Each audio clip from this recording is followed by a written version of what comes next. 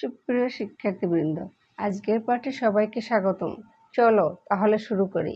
আজ আমি পঞ্চম শ্রেণীর প্রাথমিক গণিত অধ্যায় 6 ভগ্নাংশ কিছু সংক্ষিপ্ত অঙ্ক নিয়ে আলোচনা করব। যেহেতু সংক্ষিপ্ত অঙ্ক তোমাদের 40 মার্ক থাকে, পরীক্ষায় তোমাদের 40 মার্কের সংক্ষিপ্ত অঙ্ক থাকে, তাই এটি খুব গুরুত্বপূর্ণ এবং এটি সহজে মনে রাখা যায়। দেখো, 1 নম্বর আছে মিশ্র ভগ্নাংশের পূর্ণ অংশকে সমস্ত পড়া হয়। এখানে আছে 2/3/1।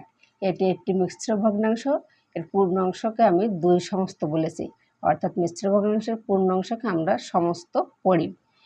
2, একটি পূর্ণ সংখ্যা ও একটি প্রকৃত ভগ্নাংশ মিলে মিশ্র ভগ্নাংশ হয়। যেমন এই যে 1 একটি পূর্ণ সংখ্যা, এর সাথে একটি প্রকৃত ভগ্নাংশ 5/1, এটি মিলে কিন্তু মিশ্র ভগ্নাংশ। 3, অপ্রকৃত ভগ্নাংশ থেকে আমরা মিশ্র ভগ্নাংশ পাই। যেমন 5/2, এটি থেকে এটি অপ্রকৃত ভগ্নাংশ, এটি থেকে আমরা কিভাবে মিশ্র ভগ্নাংশ পাবো? 2 দিয়ে 5কে ভাগ করব, 2 বার গেছে 1 ভাগ শেষ। ভাগফলটা আমরা পূর্ণ সংখ্যা হিসেবে লিখবো, ভাগশেষটা লিখবো দাগের উপরে লব হিসেবে, এবং হরের যেটি ছিল আমরা সেটিকে লিখে দেবো। আমরা পেলাম 2/2/1। 4, মিশ্র ভগ্নাংশ থেকে আমরা অপ্রকৃত ভগ্নাংশ পাই। যেমন 2/3/1, এটি একটি মিশ্র ভগ্নাংশ, এটি থেকে আমরা কি পেলাম? এটা ভাঙালে 3 দুগুণে 6 আর 1 7 ভাগ 3, অর্থাৎ মিশ্র ভগ্নাংশ থেকে আমরা অপ্রকৃত ভগ্নাংশ পেয়েছি।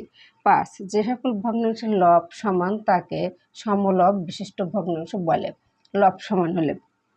6, যে সকল ভগ্নাংশের হর সমান তাকে সমহর বিশিষ্ট ভগ্নাংশ বলে। হর সমান, এখানে আমি একটু উদাহরণ দিয়েছি, 3/1, 3/2, 3/4।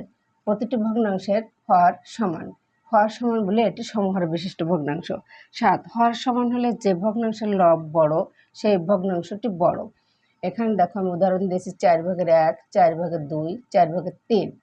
এখানে বলা আছে হর সমান হলে যে ভগ্নাংশের লব বড়, এখানে এই ভগ্নাংশটির 4/3 এটি বড়, এর লব বড়, তাই এটি কিন্তু বড় ভগ্নাংশ হবে। যদি কখনো বলা হয় এই ভগ্নাংশ তিনটির মধ্যে কোন ভগ্নাংশটি বড়, তাহলে হর সমান হলে যেটি লব বড় সেটি বড়, অর্থাৎ 4/3 এই ভগ্নাংশটি বড়। 8, লব সমান হলে যে ভগ্নাংশটির হর ছোট সেই ভগ্নাংশটি বড়। এখানে 3/2, 4/2, 5/2, আমি একটি উদাহরণ দিয়েছি, এর লব সমান।